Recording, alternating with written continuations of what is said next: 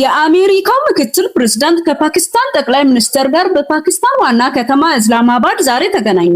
የአሜሪካው ምክትል ፕሬዝዳንት ጄዲ ቫንስ ከፓኪስታን ጠቅላይ ሚኒስትር ሼህባዝ ሸሪፍ ጋር ዛሬ ቅዳሜ በፓኪስታን ዋና ከተማ እስላማባድ ባደረጉት ውይይት ተጨባበጡ።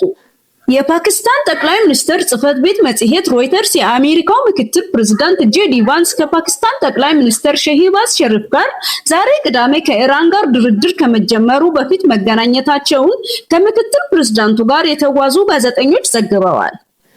ፓኪስታን በስድስተኛው ሳምንት የኢራንን ጦርነት ለማስቆም በሚደረገው ጥረት ቁልፍና ዋና አስታራቂ ሆና በመቅረቧ የፓኪስታን ጠቅላይ ሚኒስትር ዛሬ ከኢራን ልዑካን ጋርም ተገናኝተዋል።